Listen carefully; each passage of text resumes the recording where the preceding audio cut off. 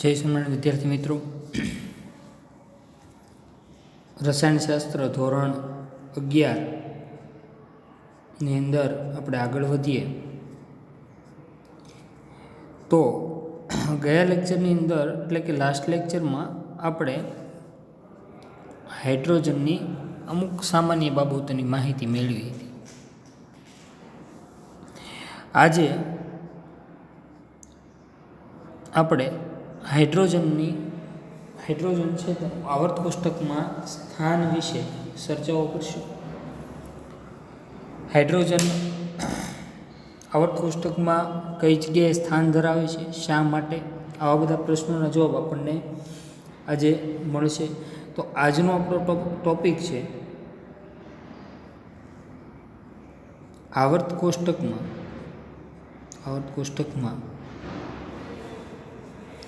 હાઇડ્રોજનનું સ્થાન.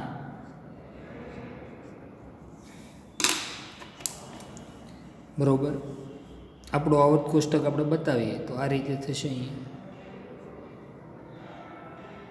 આપણે જે ભણી ગયા છીએ એ આપણું આવર્ત કોષ્ટક કંઈક આવો શેપ એટલે કે આકાર ધરાવે છે. આવર્ત કોષ્ટકમાં અહીંયા એસ વિભાગ છે, ડી વિભાગ, પી વિભાગ અને એફ વિભાગ. હાઇડ્રોજન છે એને આવર્ત કોષ્ટકમાં ઉપર દર્શાવેલો છે. શા માટે આવું છે, બરોબર, એની આપણે વાત કરવાની છે. બરોબર, જ્યારે દમિત્રી મેન્ડેલીફે અને ત્યારબાદ હેનરી મોસ્લેએ આવર્ત કોષ્ટકની આપણે ચર્ચાઓ કરી. બરોબર, તો એની અંદર એણે એક બાબત ધ્યાનમાં રાખી હતી કે તત્વને, કોઈ પણ તત્વને એક સમૂહમાં મૂકો તો સમૂહમાં રહેલા દરેક તત્વના રાસાયણિક ગુણધર્મો કેવા હોય? સમાન. ધારો કે સમૂહ પહેલો lithium, sodium, potassium, rubidium, caesium, francium, તો એ બધાના ગુણધર્મો કેવા હતા? કોમન હતા, સમાન હતા. તો હાઇડ્રોજનને શા માટે અહીંયા મૂકવામાં આવ્યું, બરોબર, એની વાત કરેલી છે આપણને. તો હાઇડ્રોજન છે ને, બરોબર, એ બે સમૂહના તત્વો સાથે સમાનતા ધરાવે છે. એટલા માટે એમાં નક્કી નથી કરી શકાતું એને ક્યાં મૂકવો જોઈએ.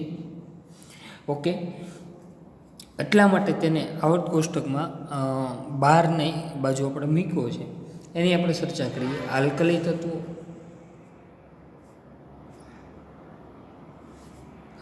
તત્વો સાથે ગુણધર્મોની સમાનતા. આલ્કલી તત્વો સાથે હાઇડ્રોજન કઈ રીતે ગુણધર્મોની બાબતમાં સમાનતા ધરાવે છે એની વાત કરીએ. આલ્કલી નામ આવ્યું એટલે તરત આપણને યાદ આવવું જોઈએ આલ્કલી એટલે કેટલામો સમૂહ? તો કે પહેલો. બરોબર, તો પહેલી કઈ બાબતમાં સમાનતા ધરાવે છે હાઇડ્રોજન? તો કે આલ્કલી તત્વોની સામાન્ય ઇલેક્ટ્રોનીય રચના. આલ્કલી તત્વોની સામાન્ય ઇલેક્ટ્રોનીય રચના NS1 છે. NS1 છે. તેમ હાઇડ્રોજન પરમાણુની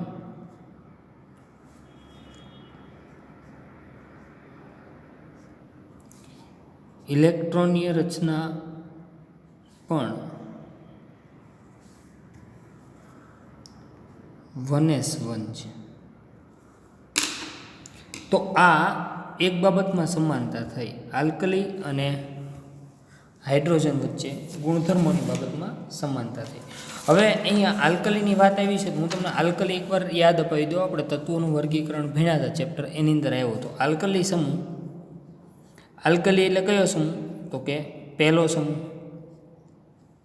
ગ્રુપ 1, સમૂહ 1. Lithium, sodium, potassium, rubidium, caesium, francium. પરમાણુ ક્રમાંક લખવા માટે મેં તમને શીખવાડેલું છે કે 3ની અંદર 8 ઉમેરો તો 11, 11 ને 8 19 ને 18, 37 ને 18 55 ને 32 87. ઓકે, ઇલેક્ટ્રોનની રચના લખીએ તો હિલિયમ કોર 2s1, સોડિયમની નિયોન કોર 3s1, પોટેશિયમની આર્ગોન કોર 4s1, રૂબિડિયમની ક્રિપ્ટોન કોર 5s1, સિઝિયમની ઝેનોન કોર 6s1 અને ફ્રાન્સિયમની રેડોન કોર 7s1. આવું આપણે શીખ્યું. તો બાહ્યતમ કક્ષાની ઇલેક્ટ્રોનની રચનાને આપણે આવી રીતે લખી શકીએ ns1. ઓકે, તો આલ્કલી તત્વોની સામાન્ય ઇલેક્ટ્રોનની રચના શું છે ભાઈ? ns1 છે. તેમ હાઇડ્રોજન છે તેની ઇલેક્ટ્રોનની રચના પણ શું છે? ns1 છે. ઓકે, હવે આલ્કલી તત્વોને નજીકના નિષ્ક્રિય વાયુ જેવું બનવું હોય તો કેટલા ઇલેક્ટ્રોન ગુમાવવા પડે જોવો જોઈએ તમે. તો કે એક ઇલેક્ટ્રોન ગુમાવી દે લિથિયમ તો કોના જેવું બની જાય? હિલિયમ જેવું બની જાય. સોડિયમ એક ઇલેક્ટ્રોન ગુમાવી દે તો કોના જેવું બની જાય? તો કે નિયોન જેવી ઇલેક્ટ્રોનની રચના પ્રાપ્ત કરે. આપણે એવું શીખેલા છે કોઈ પણ તત્વ તેની નજીકના નિષ્ક્રિય વાયુ જેવી ઇલેક્ટ્રોનની રચના પ્રાપ્ત કરવાનું વલણ ધરાવે છે. સેમ આ બાબતને આપણે જોઈએ બરોબર. તો કઈ રીતે થશે ભાઈ? તો કે હાઇડ્રોજન પણ એક ઇલેક્ટ્રોન ગુમાવી દેશે બરોબર. એક ઇલેક્ટ્રોન ગુમાવે તો સંયોજકતા કેટલી થઈ? તો સંયોજકતા કોને કહેવાય? તત્વોએ ગુમાવેલા અથવા મેળવેલા ઇલેક્ટ્રોનની સંખ્યા. તો આલ્કલી સમૂહની સંયોજકતા કેટલી છે? +1. એક ઇલેક્ટ્રોન ગુમાવીને બધા ધન આયન બનાવે. ધારો કે lithium ion, lithium +1, sodium +1, rubidium +1, caesium +1 બરોબર, પોટેશિયમ +1. તો આ બધાનું હું આમ લખી શકું. આ બધા માટે કોમન સંજ્ઞા m+1. તો આલ્કલી તત્વો છે એક ઇલેક્ટ્રોન ગુમાવીને +1 સંયોજકતાવાળા આયનો બનાવે છે. તેવી જ રીતે હાઇડ્રોજન પણ એક ઇલેક્ટ્રોન ગુમાવીને કયો આયન બનાવે છે? H+1 આયન બનાવે છે. હાઇડ્રોજન પણ એક ઇલેક્ટ્રોન ગુમાવીને H+. તો બીજી સમાનતા આવી કોની સાથે? તો કે ભાઈ આલ્કલી સાથે. આલ્કલી તત્વો એક ઇલેક્ટ્રોન ગુમાવીને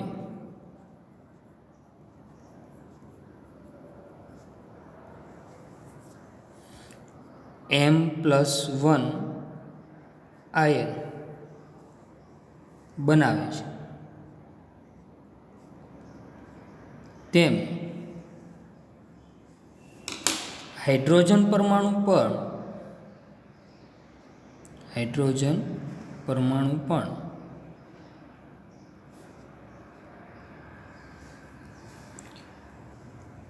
એક ઇલેક્ટ્રોન ગુમાવીને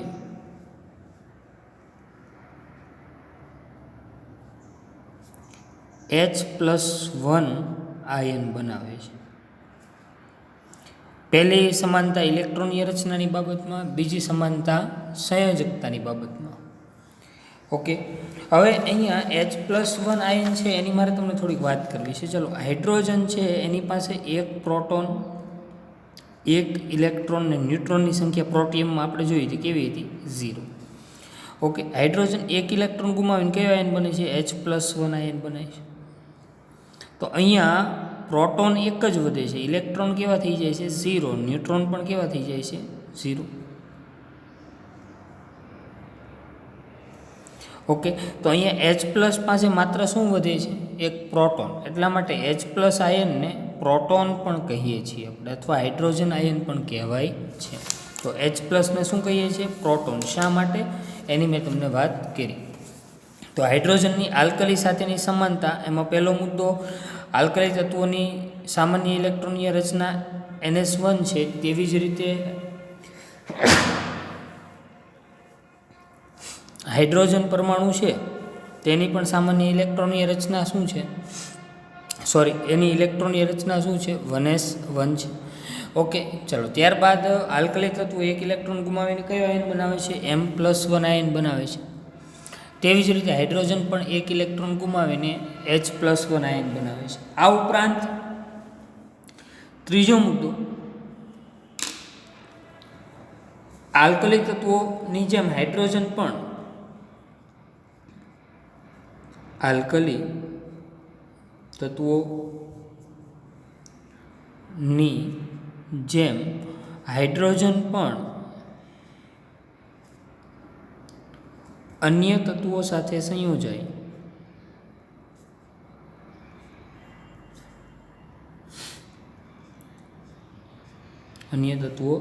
સંયોજાય ઓક્સાઇડ બનાવે છે.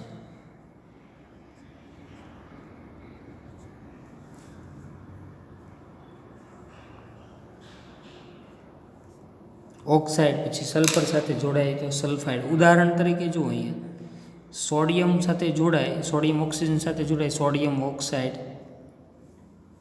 Sodium peroxide, sodium sulphide, sodium chloride, આવા સંયોજનો બને. તો હાઇડ્રોજન પણ જોડાય, H2O એટલે પાણી, H2O2 એટલે હાઇડ્રોજન પેરોક્સાઇડ, ત્યારબાદ H2S એટલે હાઇડ્રોજન સલ્ફાઇડ અને HCl એટલે કે હાઇડ્રોજન ક્લોરાઇડ જેવા સંયોજનો બનાવે છે. તો આ પણ સમાનતા થઈ. ઓકે, તો અન્ય તત્વો સાથે પ્રક્રિયાની બાબતમાં પણ શું ધરાવે છે? હાઇડ્રોજન સમાનતા. અને ચોથો મુદ્દો ખૂબ જ અગત્યનો, આલ્કલી ધાતુ તત્વોની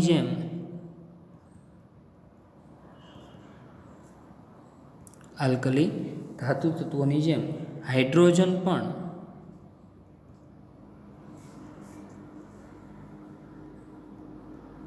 પ્રબળ રિડક્શન કરતા છે.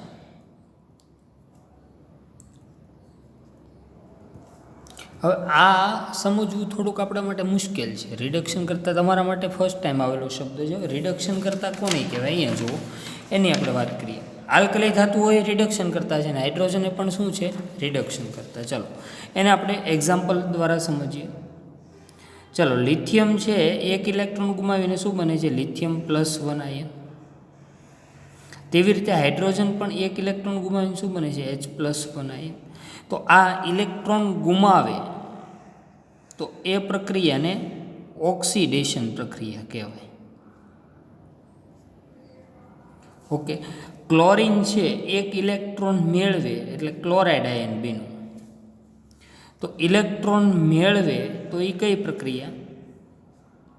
રિડક્શન પ્રક્રિયા. બરોબર. હવે અહીંયા આ શબ્દ શું આવ્યો હતો? આપણે આલ્કલીની જેમ હાઇડ્રોજન પણ પ્રબળ રિડક્શન કરતા છે. ઓકે, હવે રસાયણશાસ્ત્રનો એવો નિયમ છે કે કોઈ તત્વ ઇલેક્ટ્રોન ગુમાવે તો બીજું તત્વ ઇલેક્ટ્રોન મેળવતું હોય. ઉદાહરણ તરીકે આપણે NaClની વાત કરીએ. સોડિયમ ક્લોરાઇડ એમનેમ ન બને. સોડિયમ છે, એક ઇલેક્ટ્રોન ગુમાવે છે અને ક્લોરિન છે, એક ઇલેક્ટ્રોન મેળવે છે. આ બંને જોડાઈ ગયા એટલે શું બની ગયું હતું? કે NaCl. ઓકે, જો ઇલેક્ટ્રોન ગુમાવે તો ઓક્સિડેશન, ઇલેક્ટ્રોન મેળવે તો રિડક્શન. ઓકે, હવે જે તત્વો ઓક્સિડેશન પામતો હોય ને બીજાનું રિડક્શન કરે. એટલે કોણ ઓક્સિડેશન પામે છે? સોડિયમ ઓક્સિડેશન પામે. કોનું રિડક્શન કર્યું એણે? ઇલેક્ટ્રોન આપીને, ક્લોરિનનું. અને આમ જે બીજાનું રિડક્શન કરતો હોય એને શું કહેવાય? રિડક્શન કરતા. બીજાનું રિડક્શન કરે એને શું કહેવાય? રિડક્શન કરતા. અને રિડક્શન કરતા કોણ હોય? તો કે જે ઓક્સિડેશન પામતો હોય એ રિડક્શન કરતા હોય. અને રિડક્શન પામતો હોય કેવો હોય? ઓક્સિડેશન કરતા. ફરીથી યાદ અપાવી દો, જે ઓક્સિડેશન પામતો હોય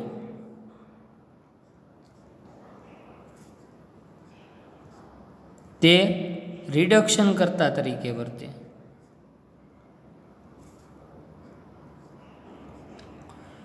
અને જે રિડક્શન પામતો હોય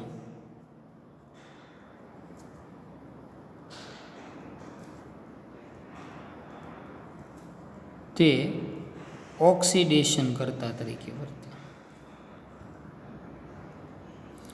એટલે આ બાબત ખાસ યાદ રાખવાની. તો એનો અર્થ એવો થયો કે આલ્કલી ધાતુઓ અને હાઇડ્રોજન પ્રબળ રિડક્શન કરતા છે. એનો અર્થ એવો થયો કે આલ્કલી અને હાઇડ્રોજન પોતે શું પામે છે? ઓક્સિડેશન પામે, પોતે ઓક્સિડેશન પામતો હોય તો બીજાનું શું કરે તે રિડક્શન. ઓકે, તો આ હતી આલ્કલી તત્વો સાથેની ગુણધર્મોની બાબતોમાં સમાનતા.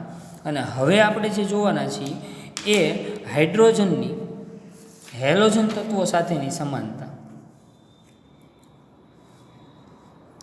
હાઇડ્રોજન તત્વની હેલોજન તત્વો સાથેની સમાનતા. બરોબર, તો એના માટે આપણે પહેલાં તો આપણે હેલોજનને ઓળખતા હોવા જોઈએ. બરોબર, હેલોજન એટલે કેટલામો સમૂહ થાય તો કે સમૂહ 17. બરોબર, આલ્કલીની વાત કરીએ, હવે આપણે હેલોજનની વાત કરીએ. હેલોજન ગ્રુપ, હેલોજન સમૂહ, હેલોજન સમૂહ ફ્લોરિન, ક્લોરિન, બ્રોમિન, આયોડિન, એસ્ટેટિન. ફ્લોરિનનો પરમાણુ ક્રમાંક 7, 7 ને 8.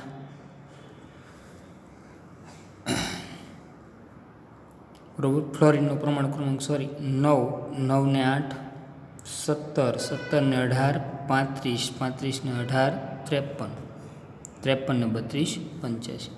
ઓકે, ફ્લોરિનની ઇલેક્ટ્રોનની રચના શું થાય તો કે ભાઈ હિલિયમ કોર 2s2 2p5. ત્યારબાદ chlorine neon core 3s2 3p5. ચોથા આવર્તમાં આપણને ખબર છે કે ડી કક્ષકો પ્રેઝન્ટ હોય એટલે શું થાય તો કે બ્રોમિનની argon core 3d10 4s2 4p5. Iodine માટે લખીએ તો krypton core 4d10 5s2 5p5. અને એસ્ટેટિન માટે લખીએ તો xenon core 5d10 4f14 6s2 6p5. તો સમૂહ 17 એટલે કે હેલોજન સમૂહ એની સામાન્ય ઇલેક્ટ્રોનની રચના શું થાય ns2 np5 થાય. તો કે હા, હવે ns2 np5 છે એને નજીકના નિષ્ક્રિય વાયુ જેવી ઇલેક્ટ્રોનની રચના પ્રાપ્ત કરવા માટે કેટલા ઇલેક્ટ્રોનની જરૂર છે તો ભાઈ 1 ઇલેક્ટ્રોન મળે. ઓલરેડી 7 ઇલેક્ટ્રોન છે એની પાસે. 1 ઇલેક્ટ્રોન પ્રાપ્ત કરે એટલે અષ્ટક રચના, અને આમે તે નજીકના નિષ્ક્રિય વાયુ જેવી ઇલેક્ટ્રોનની રચના પ્રાપ્ત થઈ જાય. કારણ કે 18 નંબરમાં કોણ છે, 10 નંબરમાં નિયોન, 18 નંબરમાં આર્ગોન. તો નજીકના નિષ્ક્રિય વાયુ જેવી ઇલેક્ટ્રોનની રચના પ્રાપ્ત કરવા સમૂહ 17ના તત્વો એટલે કે હેલોજન તત્વો શું કરશે, ઇલેક્ટ્રોન મેળવશે. ઓકે, તો અહીંયા એક ખાસ બાબત કે હેલોજન તત્વો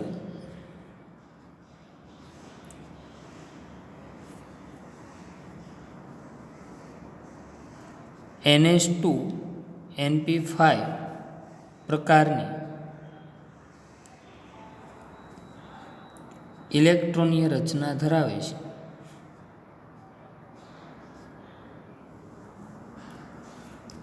જે ઇલેક્ટ્રોન સ્વીકારીને X-1 આયન બનાવે. તેવી જ રીતે હાઇડ્રોજન પણ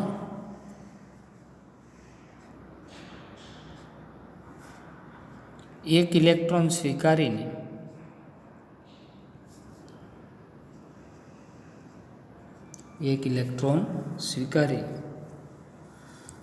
H-1 આયન બનાવે છે. કઈ રીતે જુઓ, હેલોજન હોય, બધા હેલોજનને X સંજ્ઞા વડે દર્શાવો. તમે બધા હેલોજનને X સંજ્ઞા વડે દર્શાવો તો હેલોજન 1 ઇલેક્ટ્રોન મેળવે. આ હેલોજન એટલે શું થશે, X-1 એટલે કયો આયન થયો, હેલાઇડ આયન થયો. ઋણ આયન બને એટલે નામની પાછળ આઇડ લાગે. તેવી જ રીતે હાઇડ્રોજન 1 ઇલેક્ટ્રોન મેળવી અને શું બનાવશે, H-1 એટલે કે હાઇડ્રાઇડ આયન બનાવશે. કયો આયન બનાવશે, હાઇડ્રાઇડ આયન. ઓકે, શા માટે, કારણ કે હાઇડ્રોજનની ઇલેક્ટ્રોનની રચના શું છે, 1s1 છે. હવે 1 ઇલેક્ટ્રોન મેળવે એટલે 1s2. 1s2 કોની ઇલેક્ટ્રોનની રચના થઈ ગઈ, હિલિયમ. એટલા માટે. ઓકે, ત્યારબાદ બીજી ખાસ બાબત, હેલોજન પરમાણુને આપણે દર્શાવો હોય તે બધા ત્રિપરમાણુ સ્વરૂપે જ હોય. Halogen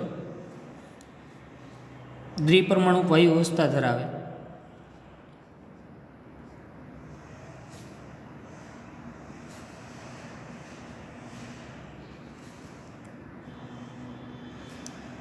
for example F2 Cl2 Br2 I2.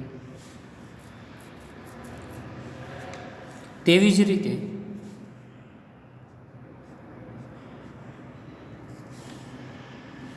Hydrogen પણ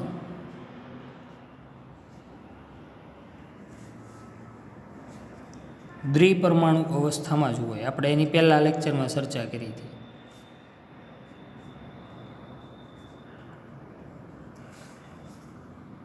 તો આ હતી હેલોજન સાથેની સામ્યતા.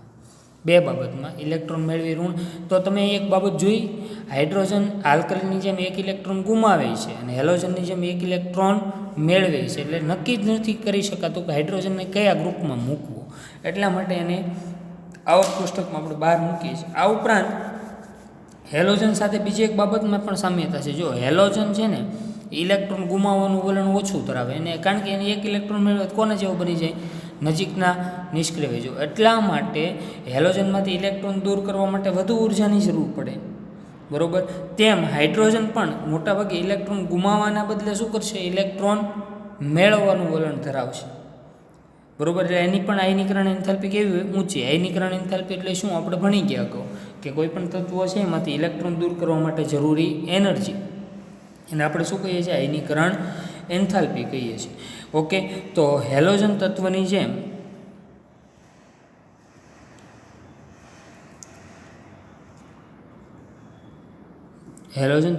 જેમ જ હાઇડ્રોજન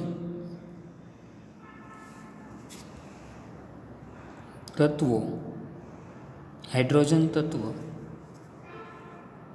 ઊંચી આયનીકરણ એન્થાલ્પી ધરાવે છે. ઓકે. તો આજના ક્લાસમાં આપણે એટલે અટકીએ છીએ. ઓકે ને, વધુ વિગતે હવે આપણે નેક્સ્ટ લેક્ચરની અંદર હાઇડ્રોજન કઈ બાબતમાં આલ્કલી અને હેલોજન સાથે સમાનતા ધરાવતો નથી તેની આપણે ચર્ચાઓ કરશું. ઓકે.